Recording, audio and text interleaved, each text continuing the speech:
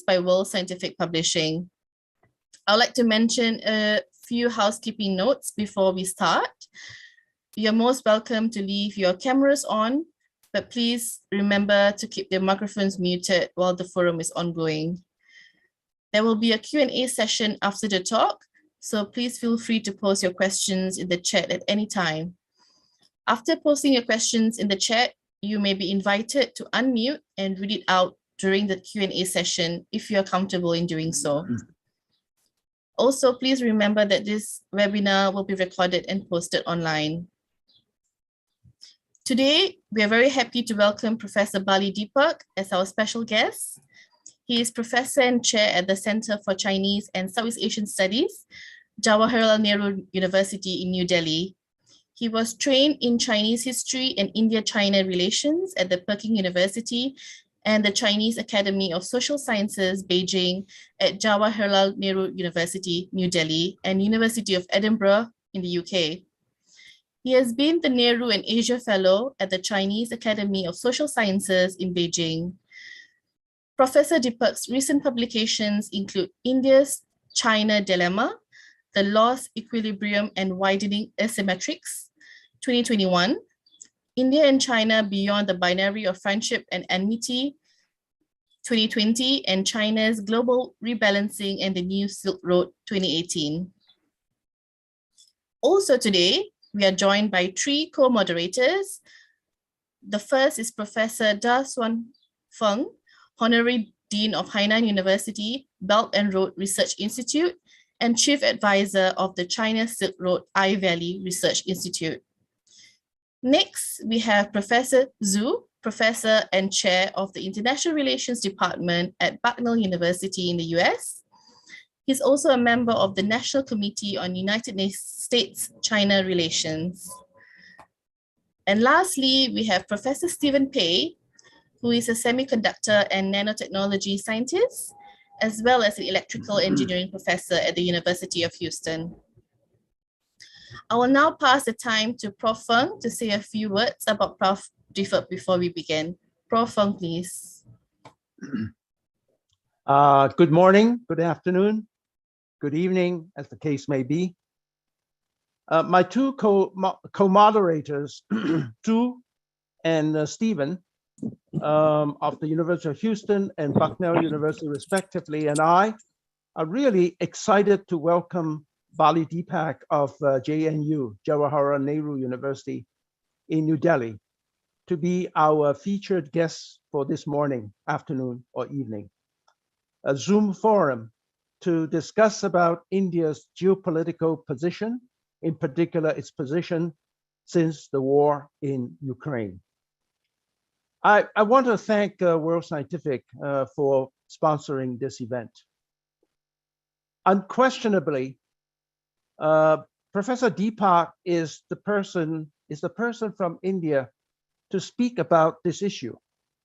As a relatively quote unquote young scholar, I'm only guessing he is probably well under 50 in age. His understanding of geopolitics and his intellectual enormous output can only be characterized as profound.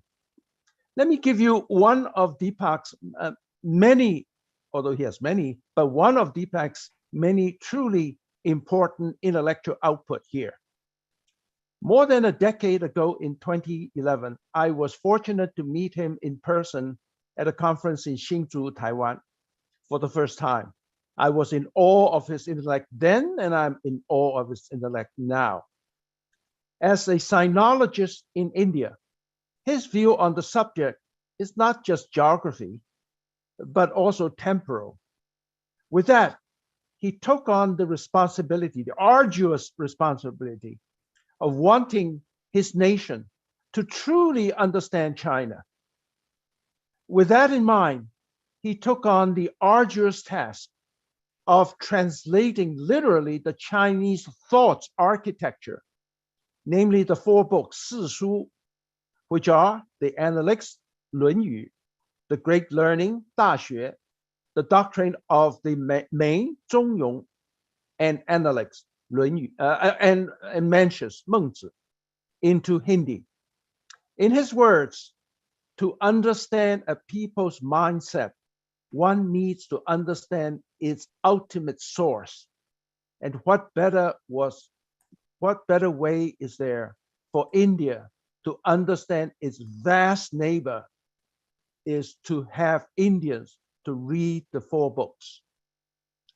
For Professor Deepak, who possesses this tenacity to understand another culture to such ultimate depth, I think while the topic today, India in the modern geopolitics, is intellectually both serious and ever-changing, having him as our goal to explain on it, I am confident all of us are in for a feast of learning. With that, I will turn the stage to Bali. Thank you, Professor Fang, for those nice words about me.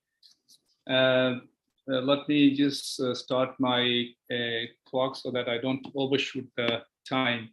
And I also thank all the co-moderators this evening, and also Zara, who has been behind this event and connecting all the people. And of course, I would also like to thank Professor Pua of the World Scientific for sponsoring this event. I have prepared some slides so that I don't overshoot the time. I hope all of you can see what I'm sharing. I've slightly modified the title, India and the World. In fact, it was perhaps Professor Fang who posted this, and then I literally stole from him. I thought this fits well what I've been looking for and describing today evening. To start with, I have written an article for China and the World. It was titled India and China, Perceptions of Images and the Lost Equilibrium.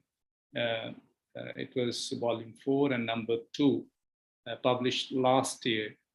And I had argued in this paper that India's widening asymmetry with China and the shifting balance of power favoring China have resulted in the loss of equilibrium and understanding between the two, which I will be delving in section 2 under my second proposition. And I have also argued that finding new equilibrium between India and China, it would be very difficult, and it will depend on various factors. Some of the factors I had listed was how quickly the narrative of India's rise regains traction, India's relationship with the major powers and middle powers, and most importantly, as long as India's growth trajectory remains weak, social cohesion and communal harmony remain in disarray, the kind of understanding India seeks from global players would be impossible. So now with this, let us see where I'm going to position India in the hegemonic cycle. Basically, I'm borrowing it from the power transition theory, and Professor Tu will agree with me what I'm going to describe for India, a place where it fits the best. According to Schweller, so he argues that the emerging powers, so they are spoilers, they are also supporters and also shirkers in the hierarchy of this hegemonic cycle. And if we see India's position, I think what Professor Schaller has described, so it could be ascending middle power or the ascendant middle power with expanding capabilities and aspirations, because it has huge aspirations, and sometimes they may be far from the realities, which I would also be delving in one of the sections. as far as India is concerned, I think we have seen Nehruvian idealism. In fact, Professor Fang often quotes, his dad meeting Nehru and both of them discussing that if India and China hold together, it would be a wonderful thing. It appears that it was out of the Nehruvian idealism, and also perhaps his thinking of pan-nationism, so on and so forth. At this point in time, this Nehruvian idealism and non-alignment of the Cold War, it has perhaps given way to India as a balancer in the post-Cold War era. And this was also the time when there was an equilibrium and understanding between India and China. But now, since I would say 2014 and 2015, if we see what our Prime Minister and what our Foreign Minister or erstwhile Ambassador to China, Foreign Secretary of Government of India, S. Jaishankar, has been describing that India wishes to be a leading power, rather than a balancer in the in this hegemonic cycle of international politics. So it is playing by the rules of real politics. And I would also argue a little bit later, like who are the people behind this kind of thinking. So India has been described as an emerging power, and could be labeled as a leading power, as has been argued by some of our leaders and bureaucrats. But the question is whether does she have the system shaping capabilities or not? I think at this point in time, the system shaping capabilities with India, so they are out of questions. So why I'm arguing this? Because I would say that if you compare, her economic strength. So here I have put some slides. They are from the Visual Capitalist, and they compare the world economies. So according to this slide, if you see India vis-a-vis other great powers, I've just compared it with China and United States. So it is far behind. So India's GDP by 2031, according to this estimate, it is only 6.8 trillion. So whereas China becomes the leading economic power with 37.6 trillion, and United States at number 2 at a bit with 35.4 trillion. But yes, India has its strengths. India is driven by domestic consumption, which accounts for 57% of the GDP, huge. And, according to the estimates, it is poised to, these are the domestic estimates. Initially, they were also, from the World Bank and IMF and so on and so forth. But still, India still believes that by 25-26, it is bound to become $5 trillion economy, and by 2030, 9 trillion, and by 2040, $20 trillion economy. This is an estimate, recent estimate, given by Chief Economic Advisor of Government of India on June 8th. And if you see, the growth rate, foreign exchange reserves, FDI equity, food grain production, e-commerce market, the unicorns, the number of unicorns in India, retail market. So it is huge. But the problem is whether India would be able to catapult itself with the capacities and intention which a great power or leading power has. So at this point in time, perhaps not. Because India will still be a much smaller economy comparing China and the United States. And it is perhaps from this perspective what has been driving in India. What Ashley Tallis, he argues that it would be in the greater Asia Pacific that India will make a difference if it decides to join the US and Japan. And this is his calculation. He's saying that it will result in 29% of the global product, exceeding China's 20%. And it will also exceed China, Russia combined of 23%. And of course, if China and India join hands, as Professor Fong wishes, it will be totally a different story. Of course, there are caveats attached here, whether India would be able to build its human capital, reform its factor markets, which I would be separately dealing in a slide I have named it the feet of clay, not my formulation, but from a German scholar, expand its infrastructure and ameliorate the domestic governance structure. So I have three propositions in the context of India's present foreign policy choices. And three, I think they are very important, and then each could be applied to its relationship with United States, China, and then Russia. The constructivists construct that economic interdependence among countries will be conducive to peace and avoid war has been demolished completely. A realignment of strategic forces is underway. The US and its allies believe that China has developed capabilities and intention to subvert the liberal order together with Russia, which have challenged their interests, security, and values. Therefore, the West is willing to place their bet on India, for they believe that even if India pursues an independent foreign policy, it will not undermine their interest. The second proposition is the China-India convergence on Ukrainian crisis could not be construed as convergence of common interest. Rather, it is India and China protecting their national interests within the existing power structure in international system.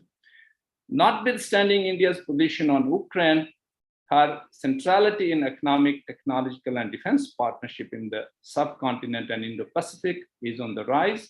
This is in response to earliest defunct understanding that India should be mindful of China's sensibilities in order to desire a benign behavior from China, which anyhow has been belied by the frequent border standoffs and China's embrace of Pakistan to contend India. The third proposition is Russia-Ukraine war has brought Russia and China even closer, and Russian dependence on China in near future is bound to grow. This would sharpen the existing ideological divide between China, Russia, and the West, and India may have to make inevitable choices. Over-dependence on a particular country for supply chains has exposed the vulnerabilities of countries. Therefore, there would be deliberate and gradual decoupling from countries and building of new supply chains across the globe. The dependence will continue in short term. However, in medium and long term, countries will move away from the present model. For example, Europe's energy dependence and India's defense dependence on Russia is bound to decrease. Now, as far as the first proposition is concerned, so I think it has brought estranged democracies together. So that is United States and India, and in process they have become major defense partners. Pandemic and Russia-Ukraine war has given a push to democracy versus autocracy narrative of the West, and NATO document of 2022, the Madrid summit, it killed China for using its economic leverage to create strategic dependencies and enhance its influence and subvert the rule-based international order. China's deepening partnership with Russia has been pronounced as a threat to NATO values and interests. So I think here we have to see why India has been courted by the West at this point in time, and why they are offering, sort of like carrots and have been investing, promise to invest. In fact, there have been certain, you can say, a reality as far as investment is concerned. For example, Japanese Prime Minister during his India visit committed to invest US dollar 42 billion in the coming 5 years. So 48.2 billion is for India-US this investment, US investment in India in the last 2 decades. And here again, I think if you see the kind of investment is coming to India, and if you see the investment going to China, especially the foreign direct investment, I think this argument could be contested, whether India has really become, a destination for investment. But in the process, we have seen that with the United States, especially the security cooperation, it has been on the rise, and especially Prime Minister Modi, he has been instrumental in operationalizing, so what a UPA government had concluded with the United States, whether it is, this nuclear deal, though US has still shied away from joining hands, owing to some of the clauses of the agreement. But Russia is there; it is building capacities for India, and institutionalization of India-US 2+2 dialogue, the Quad, the Indo-Pacific Economic Framework, and now this I2U2. It sounds really like a rock band, but it is the so-called West Asia Quad, where 2 of the Quad members, India and United States, are there, along with Israel and UAE.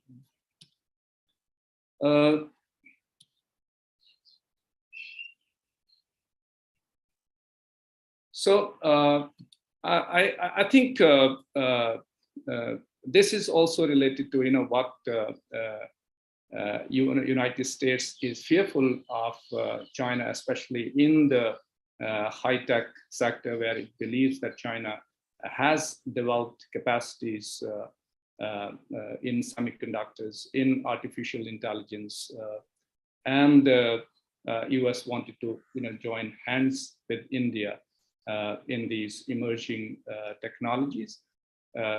And US and India has the US has supported 25 joint research projects in 22 in the areas such as artificial intelligence and data science to advance progress in applications such as agriculture, health, and climate.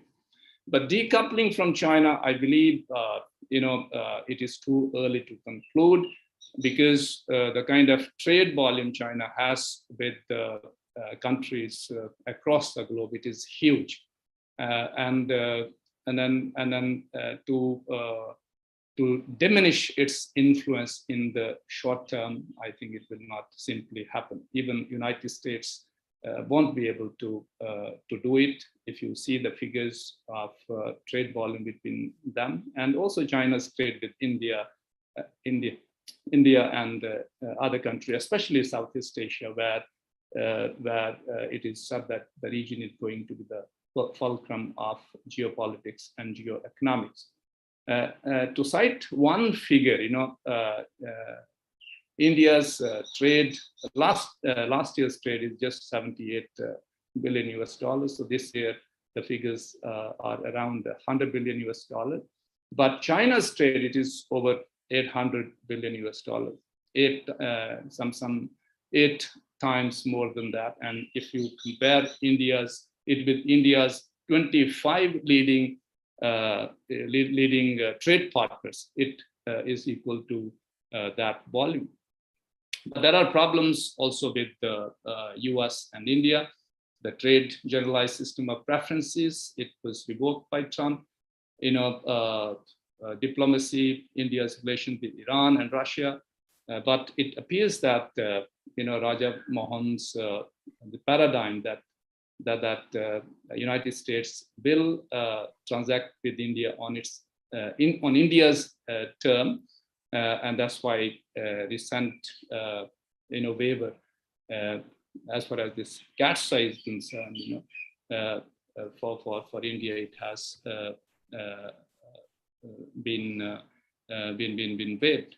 And secondly, the dollar-based financial system is another worry, which United States, feels that India perhaps also intended with China, so they are doing it. And if we believe the data which has been there in the newspapers recently, and some of the Indian big companies, whether they are from the iron and steel, coal, so they have been buying Russian oil in the yuan. Now, as far as China is concerned, so this is lost equilibrium, and understanding with China. So I believe, in fact, that point in time when State Councillor Wang Yi visited India, I thought perhaps India and China will cut the ice especially when the prospective BRICS summit was supposed to be held in Beijing, but somehow it didn't happen. So therefore, I think it didn't happen because both India and China, so they held diametrically opposite view on border, which I think is very, very sensitive issue in India. India wants China to restore status quo ante, prevailing before the Galvan issue, whereas China believes that India we should be putting the border issue in a proper position of our relationship. So Wang Yi calls it Shirang, wait. So which, of course, India believes that how can it be possible, especially when 50,000-60,000 soldiers from each side, they are eyeball to eyeball along the line of actual control. So I have argued that this is because of why China is behaving in certain way. It is because of the balance of power favoring China. And if we compare these figures, when the equilibrium was there and when it is lost, it is totally in favor of China, and China feels no compulsion to agree to what India wanted to achieve along the line of actual control, that is the status quo. India's 3.21 trillion GDP versus China's 17.7, is one of the indicators for why China feels that India should first catch up and then perhaps talk about equilibrium. So water stand-ups, so they have been. I think I'm shooting the time, so I'll quickly, maybe perhaps 3 to 4 minutes, finish it. I will not delve into it because the Chinese scholars, so they have given various reasons for the disequilibrium, but I think it is not the fundamental misperception between the two, or it's not the cognitive asymmetry with the Chinese scholarship they call, but I think it is simply, the balance of power in this hegemonic cycle and, the position of India and China in this cycle. So China, I think here it has already entered in the great power league, whereas India is still an ascendant middle power. So, so it would be, so difficult to establish, and then I think both the country would try to go their own way by establishing a relationship with the possible outcomes, but I think it will take a long, long time. And that's why I believe the trade with India and China in the short term, it will continue to grow, but not the investment perhaps, owing to the environment as well as some of the restrictions which India has put on the Chinese investment. With Russia, it is pretty straightforward because it has some sort of like nostalgia with Russia as far as India, the relationship is concerned, whether it is defense cooperation, mostly defense cooperation, and recently the energy security. The kind of support Russia has given diplomatic support to India and defense support as far as the joint development of supersonic BrahMos missiles are concerned. In fact, India has been exporting that to now Philippines and possibly to Vietnam, which is another concern of China, and leaves some of the you can say most advanced weapon systems to India. Even today, 60 to 70% of conventional warfare it is of Russian origin. So I think it is here perhaps the US understands that it won't be difficult, to decouple for India to decouple from Russia in maybe short term and even perhaps medium term. The same is true to the energy security. So India's share of Russian crude increased from 0.2% of the pre-war times to 10% in the month of May. And as I told that they have been paying in yuan, and Russia is also first to operationalize India-US nuclear deal. There are challenges also, cost of projects, for example, Vikramaditya, how the cost shot up. India-US ties is one, and then may lose neutrality in India-China in future if the relationship, especially the security relationship of India and US, goes the way it is developing. Now, India's aspiration, and reality, I think there is some distance India has to cover. So German economists calls it the feet of clay. India punching above its weight as far as democracy is concerned, I think is not enough. And without economic and technological heft and military capacity, it would be not taken seriously by world powers.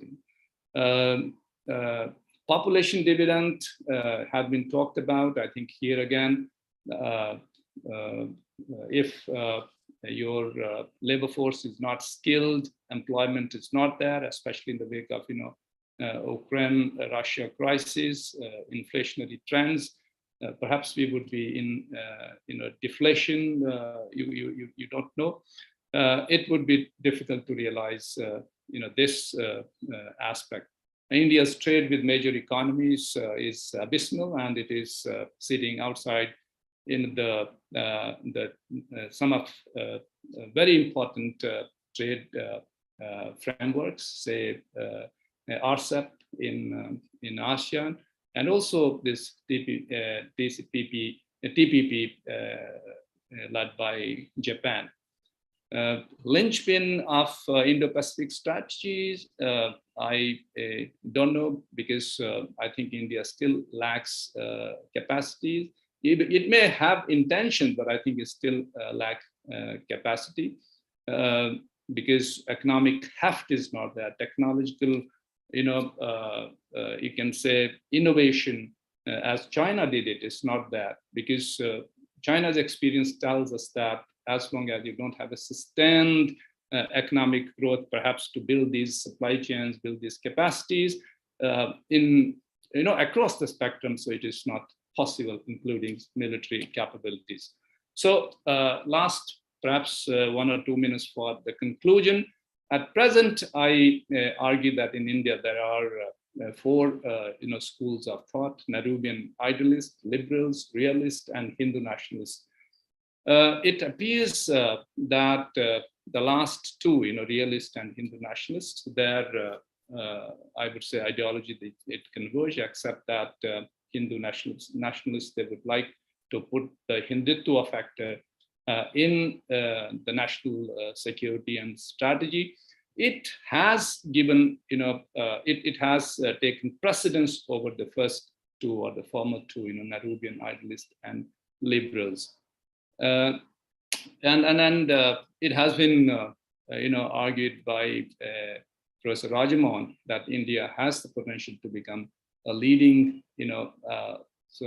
power, but it depends on the readiness of the Western power to engage India on its terms. So, which it appears that West has now understood that we have to engage India on its own terms, and it has been demonstrated by, you can say, this conflict between Russia and Ukraine.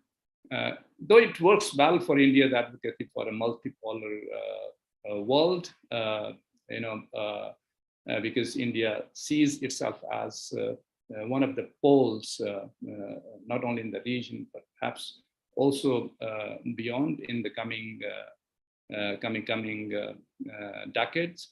But I think the proposition of Ashton Tallis that India would be largely a balancing and a swing power, it contradicts Modi and his foreign minister's vision of India as a leading power, yet sees United States as a reliable strategic partner for India's global aspiration. I won't call it a military alliance, because India is still shy of joining United States as a military ally, but it is putting its bet, more on United States than China because of obvious reasons, and it believes that United States would be instrumental in realizing India's global aspirations.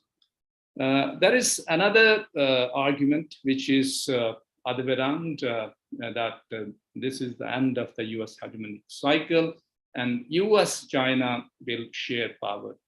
Though I see it a remote possibility, but if this happens, it will diminish India's aspiration of a leading power. The rise of China, I think it is a given reality.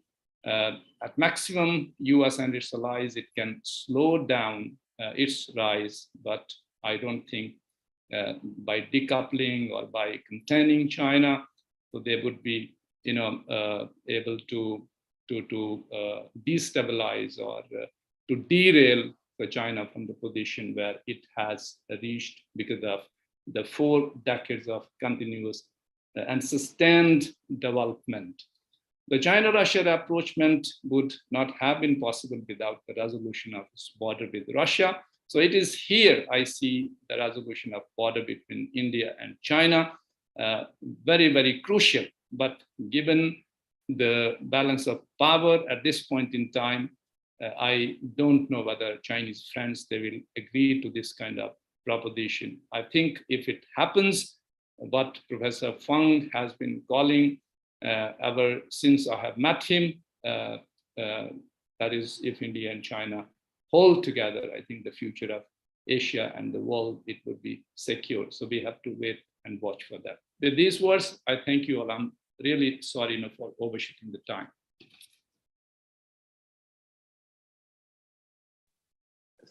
Thank you very much, Bali, for this truly comprehensive talk about the complexity of India's relationship with the world at the moment. As one of the moderators, maybe I could throw the first question to you.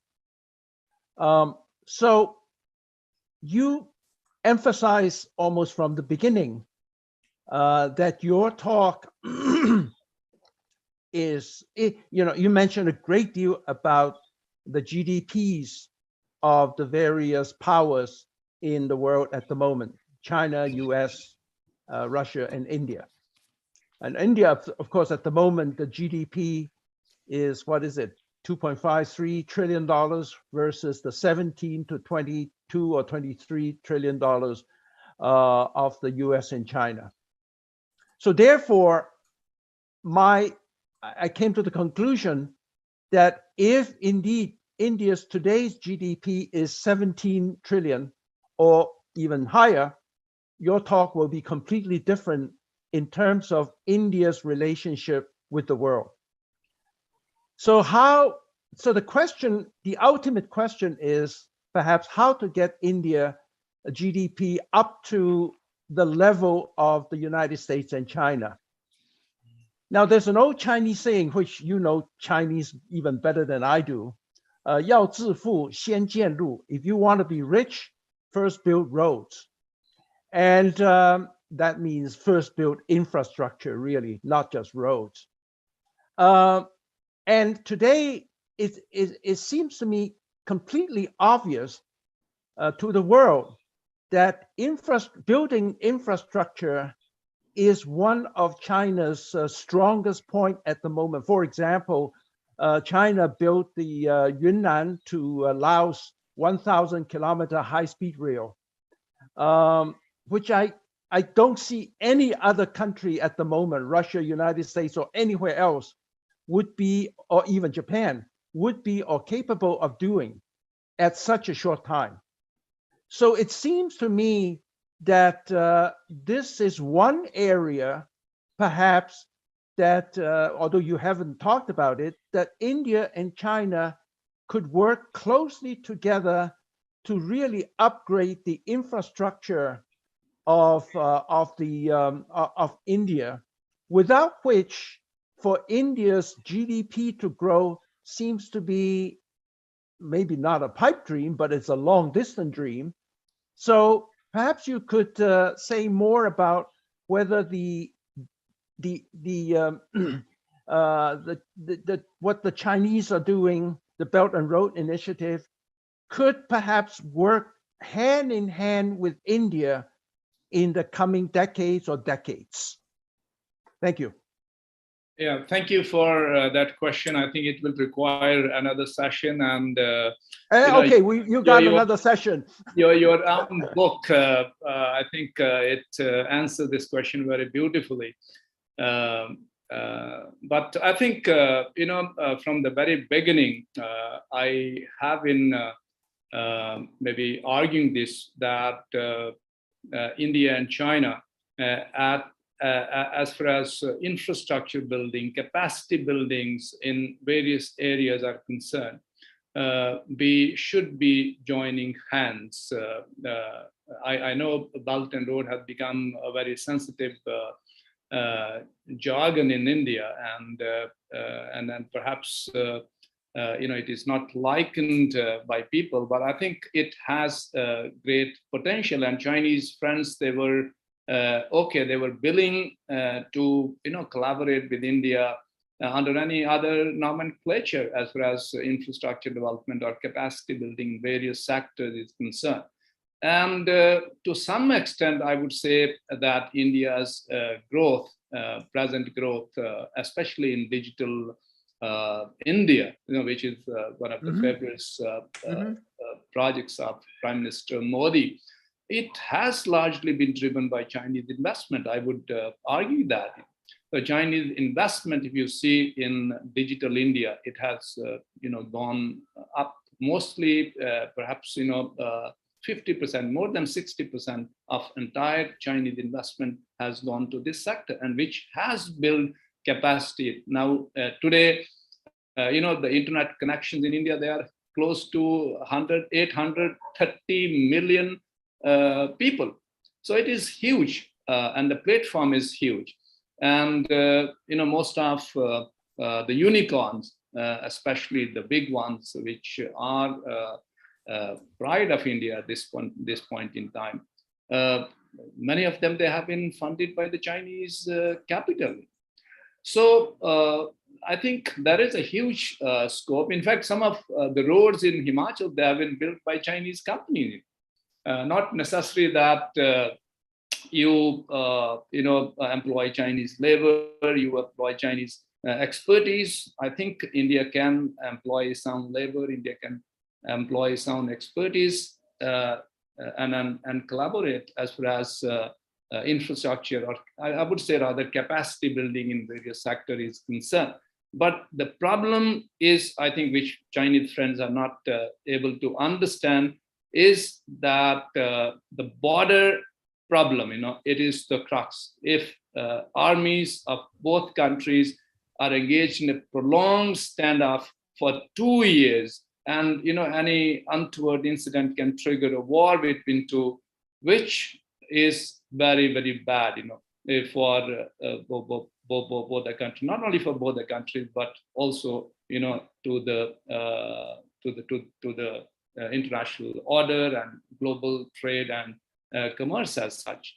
So here, that's why I'm saying that why China and Russia were able to forge, a very close partnership. It is after the resolution of the border. Had they not resolved the border, perhaps they would be at the loggerheads. So therefore, India and China, and maybe like-minded people, they need to work in this direction, so that India benefits from China's experience as far as building capacities and sustaining growth is concerned. And I think if India is not been able to sustain its growth, for longer period of time, the dream of 5 trillion, 9 trillion, and 20 trillion, I think it would be a pipe dream, as you call it.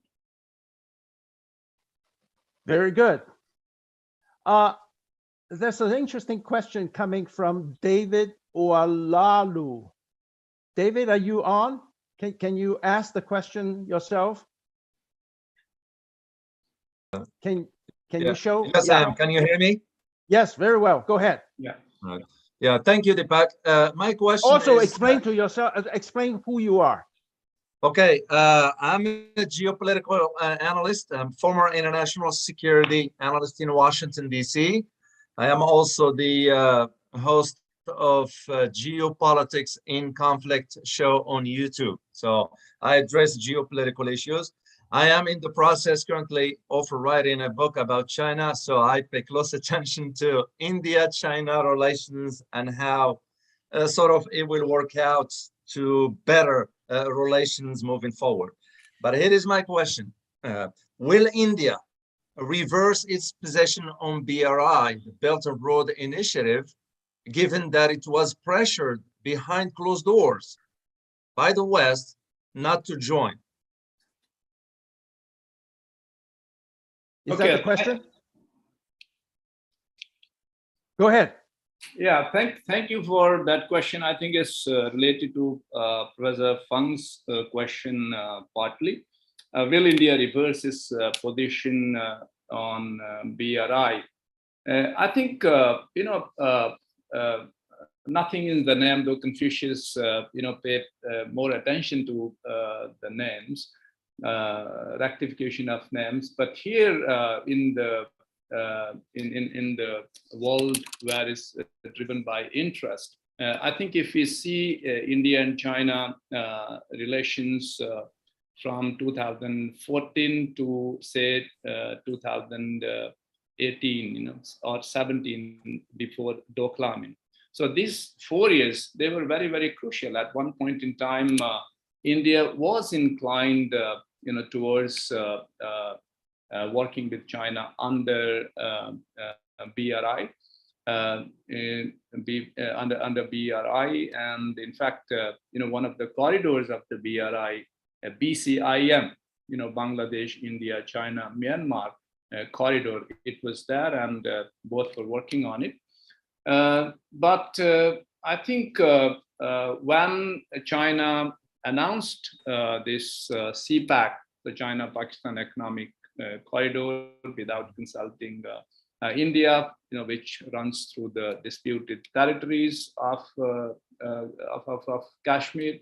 So India found it difficult to justify it to its people, and you know how democracy works in India. So it was extremely difficult. And then what happened in Doklam, two forces were again engaged in a standoff, and then during the Galvan crisis amidst pandemic, so that created more problems. So I think as far as India's position on BRI is concerned, it is you can say so very much the same.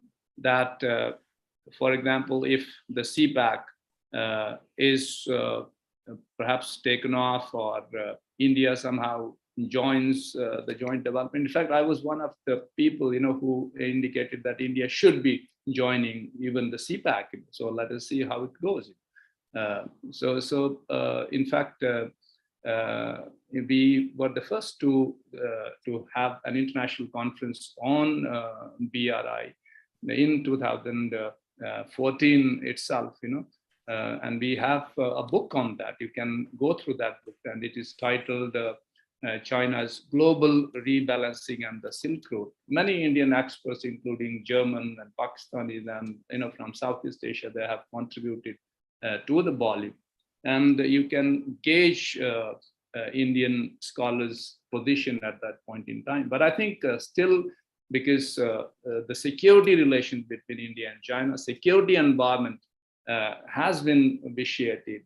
And perhaps, so this is due to the hegemonic cycle of the power structure, I would say, and the shifting balance of power in China's favor, the way China is, behaving in the region, or maybe bilaterally with some of the emerging powers. So it is, creating a problem for the position to be reversed on this very important, project.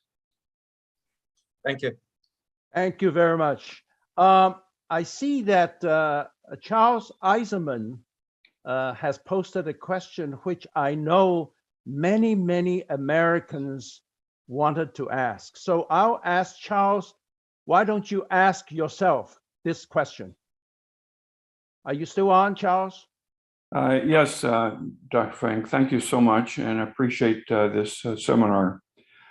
And my question really relates to Russia's relationship with India, and in light of Ukraine, their support apparently of the Russian position, in light of the fact that Russia's invaded a peaceful neighbor with land grab in mind.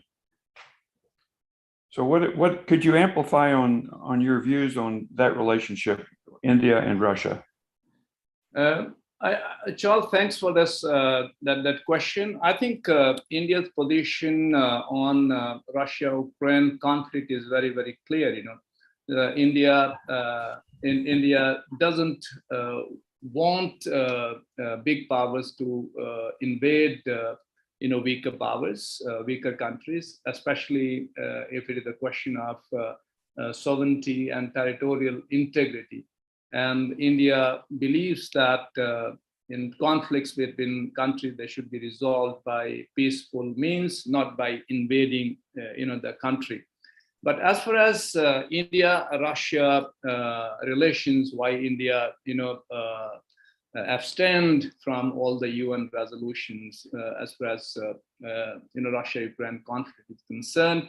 So I think US also agrees by the by some of assertions of India.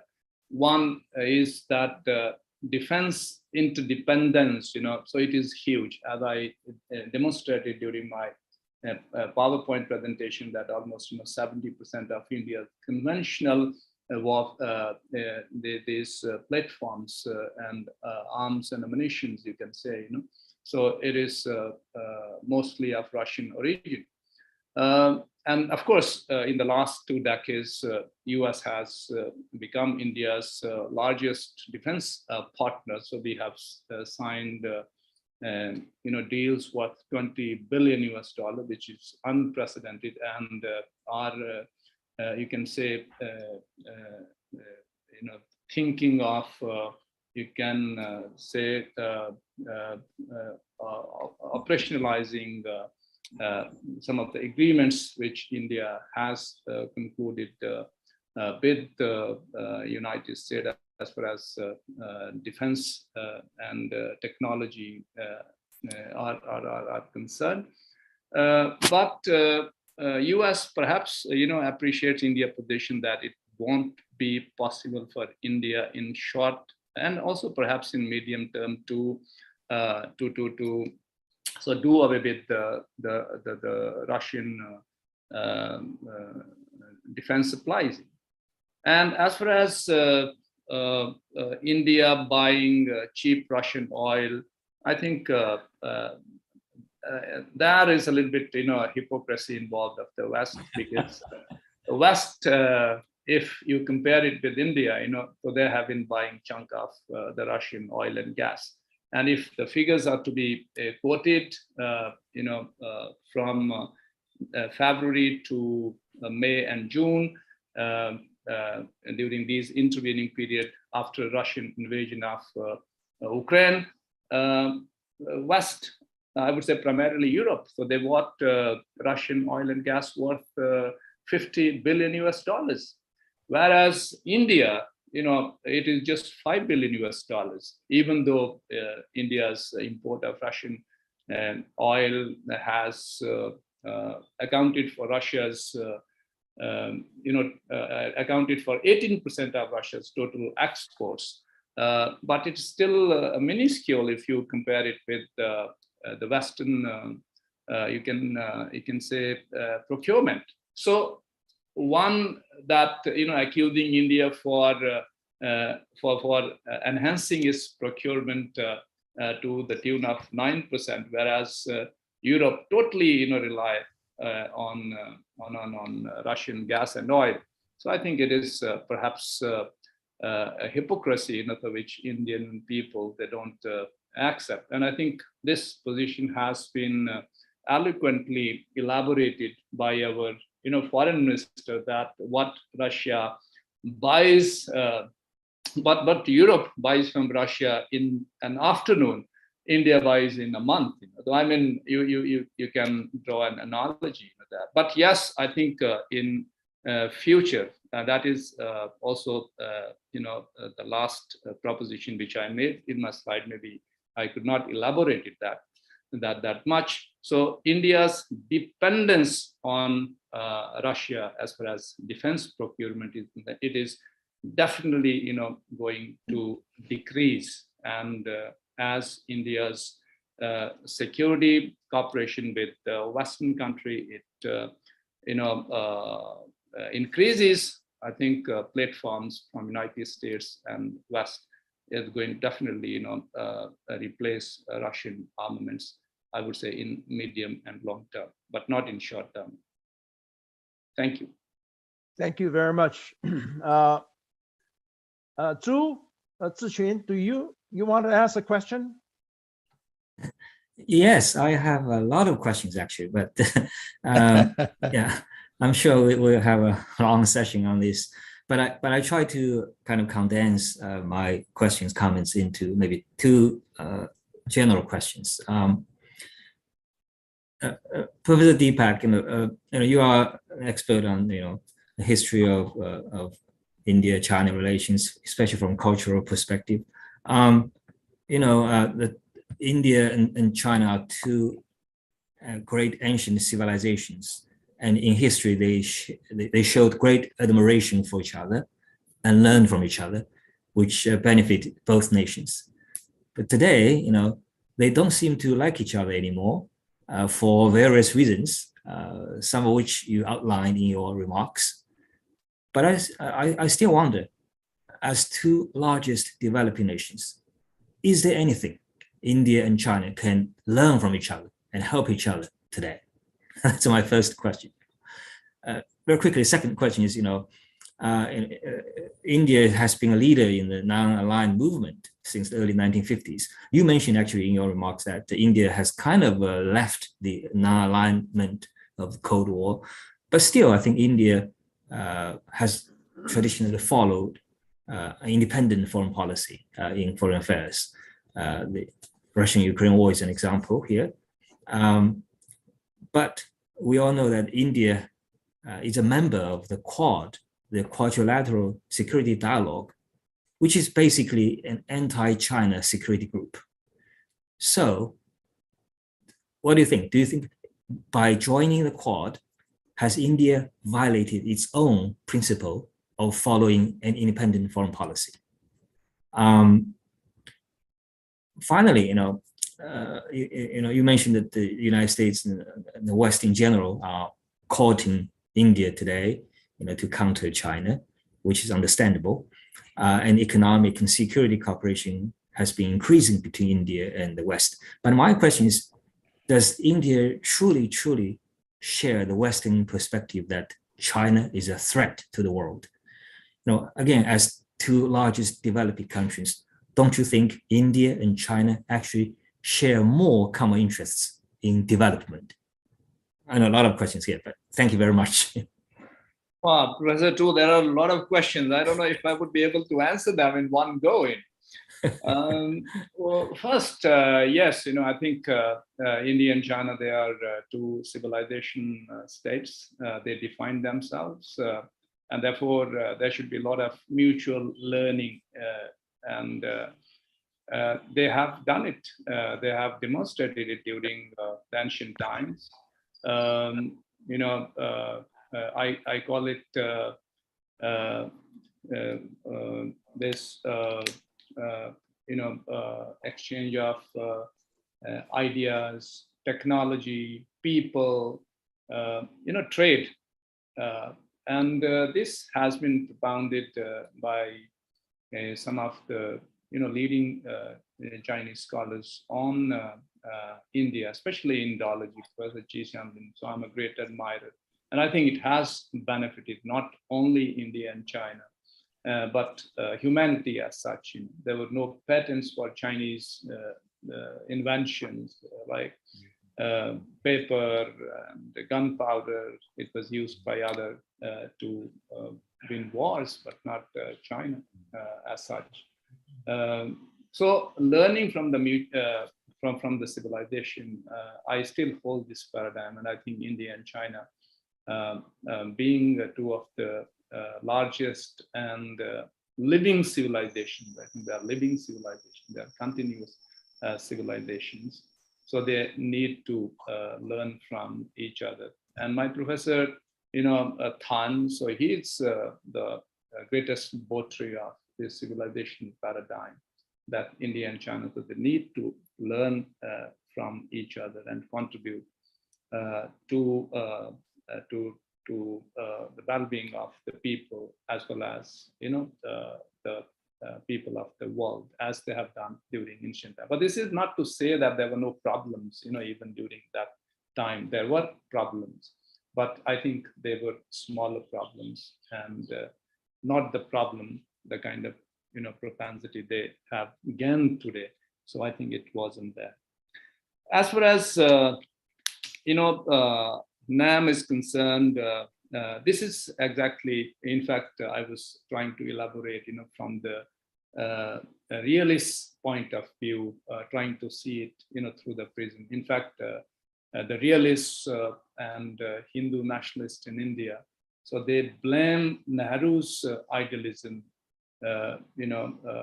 and its place in foreign policy for India's problems of today, whether it is with China, border problem, whether it is with Pakistan, or maybe various other issues.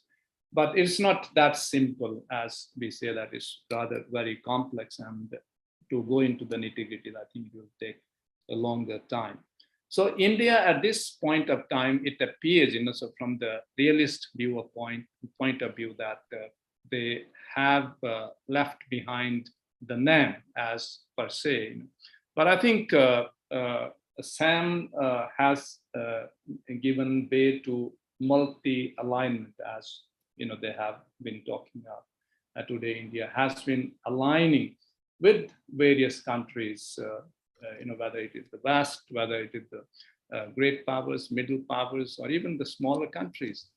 And if I use Professor Rajamohan's theory, which he published long back in Foreign Affairs, in fact 2006, he talks about 3 concentric cycles as far as India's interests are concerned. So the first cycle, which I tried to also show in my slide, though I didn't elaborate that, it is that of the Indian Ocean region, or maybe India surrounding.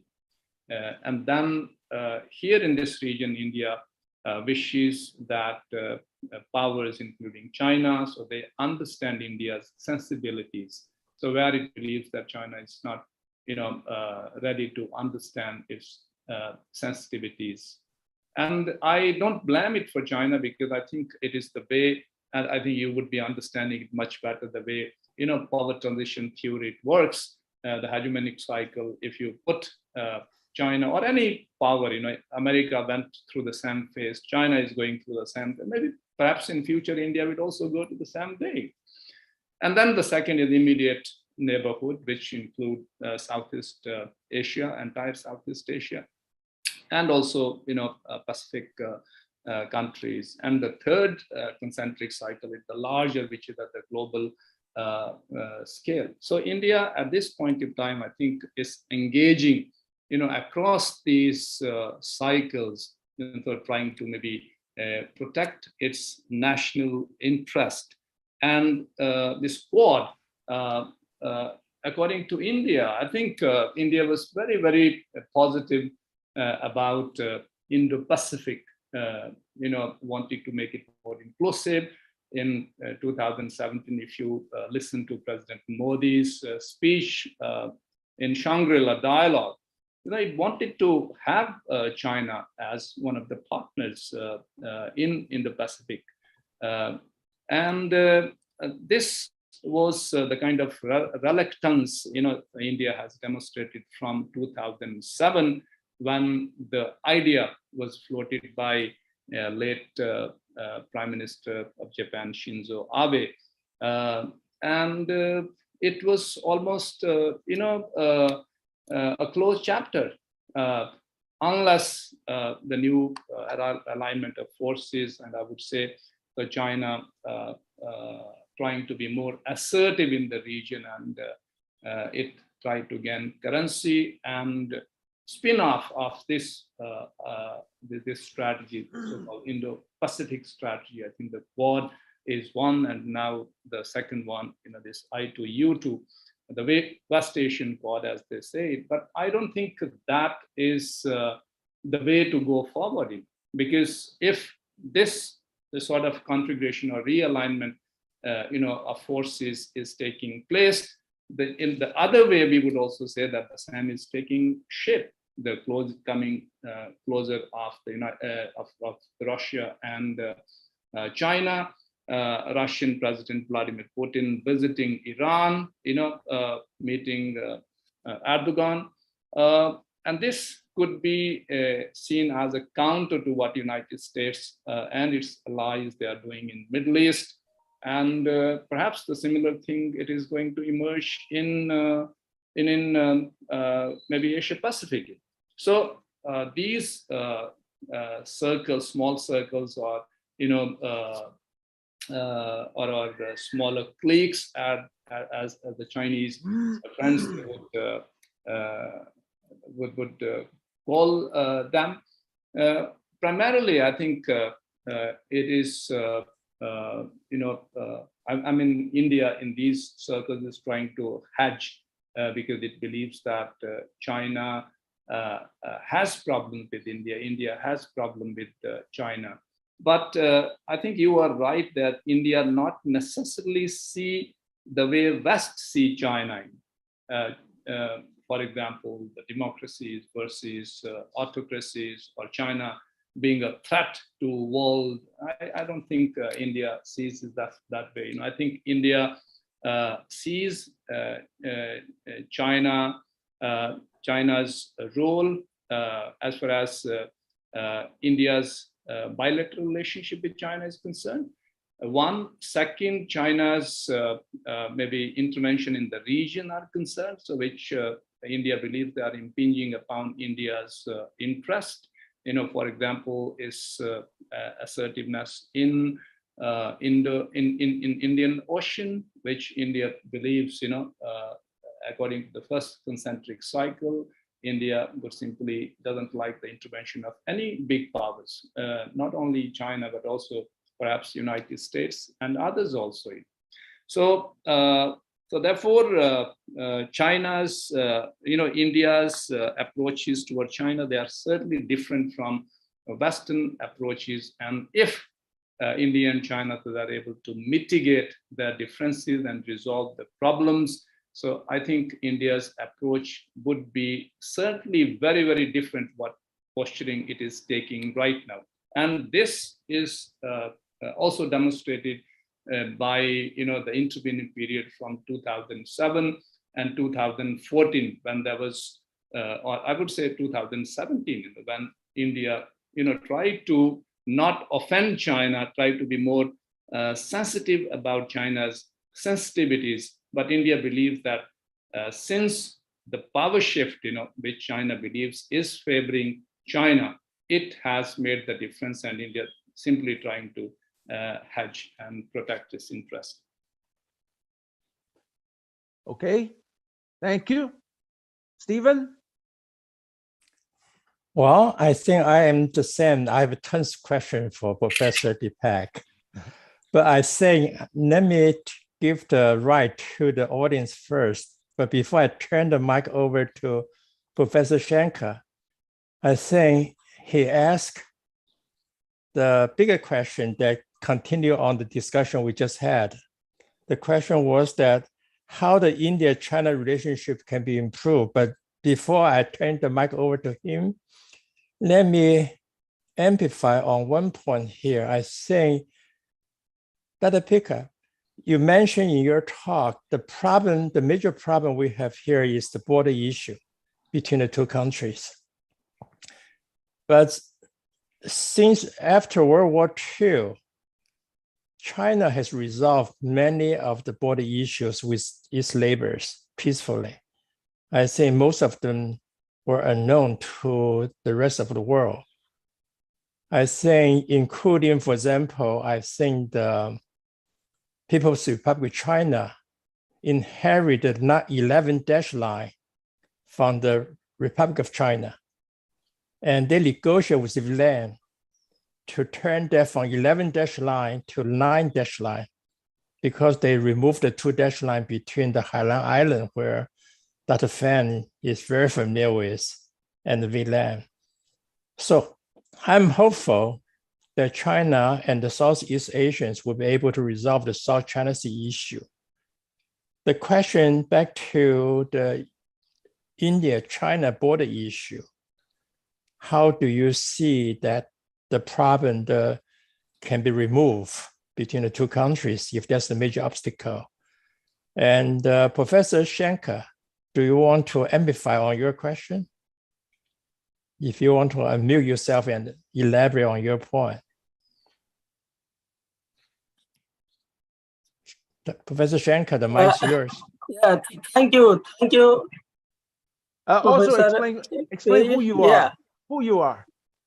I am professor in earthquake engineering department, Indian Institute of Technology, Roorkee, India.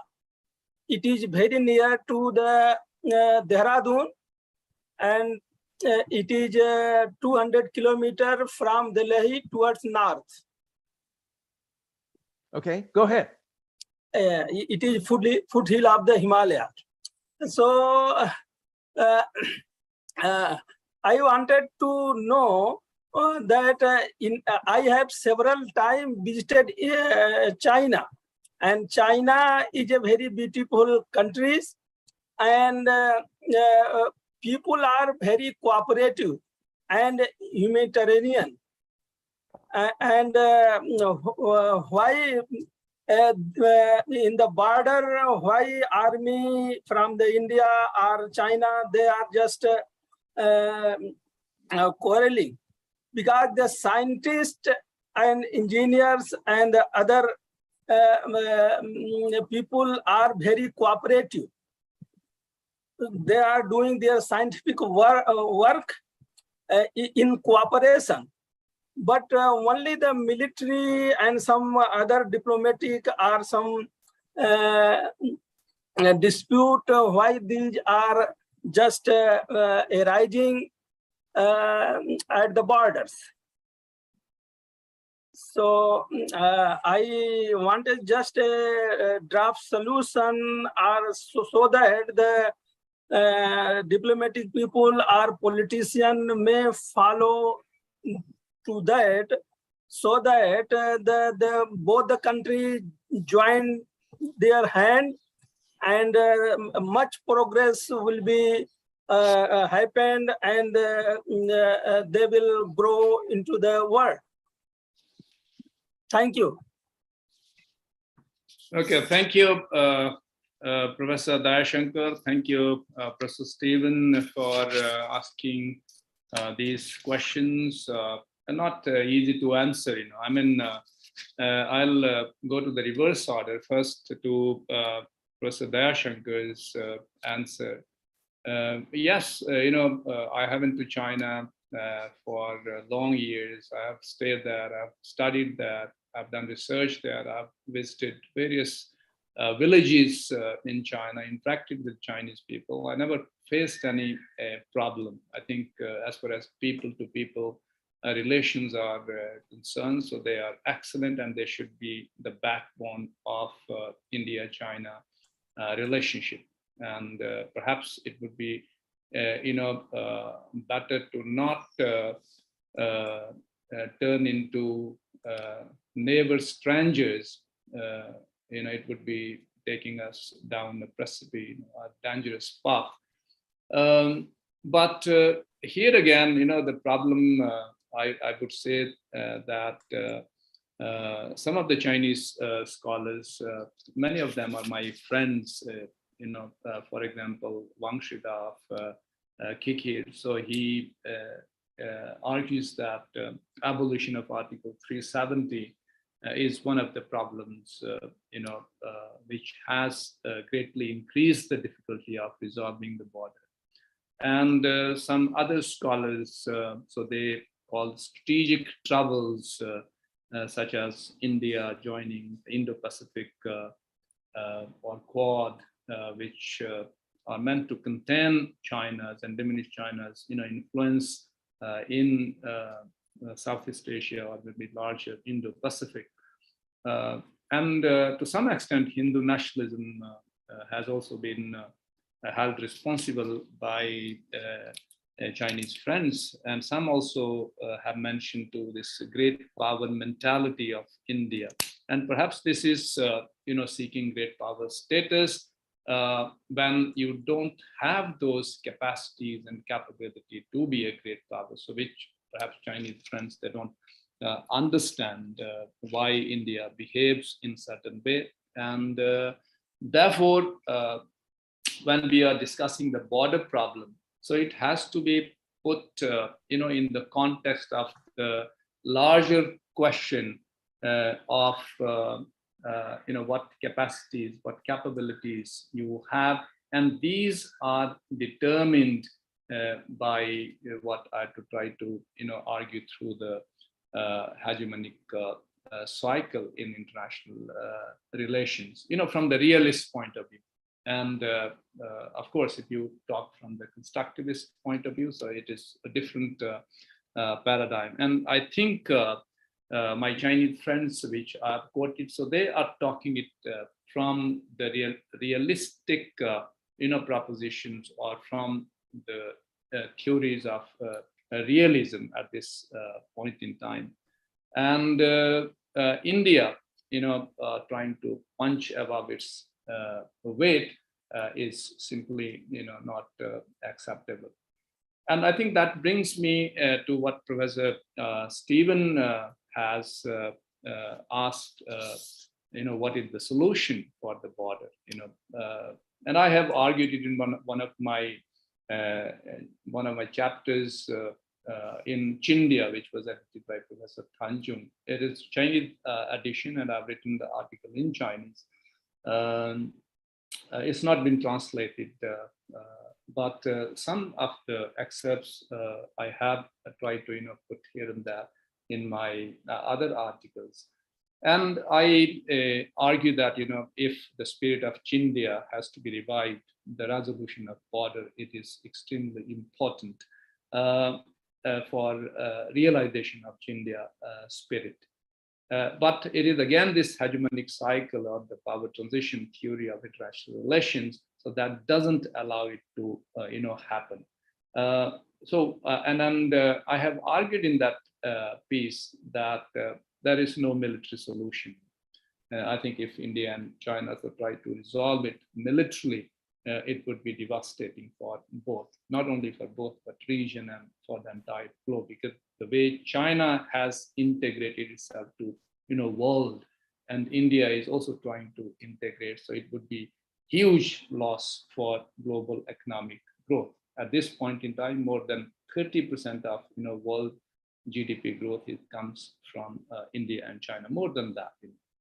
So therefore, it would be devastating, and especially if it is war of attrition, the way Ukraine and Russia has been fighting, so it would be again suicidal for both. So there is no military solution, and we should not be talking about military capabilities, because there are asymmetric wars nowadays, and perhaps your military prowess, it will not stand as far as asymmetric warfare is concerned, and which have been witnessed in Ukraine to some extent. So therefore, Prof. Deepak. Sorry, we have run out of time. Thank you very much, Prof. Deepak, for the insightful answer. I'm sure all the participants here would have benefited from the question and answer session. I would also like to thank our special guests, again, Prof. Deepak, and our co-moderators, Professor Feng, Professor Zhu, and Professor Stephen Pei, for the very engaging and informative dialogue. And also to all the participants, thank you for your questions and for staying with us throughout the session. Please check out our World Scientific Extensive China Studies collection for more reading on the topics as discussed today. And thank you for joining us once again, and we look forward to seeing you at future events. Thank you, everyone. Thank you. Bye-bye. Thank you. Bye-bye.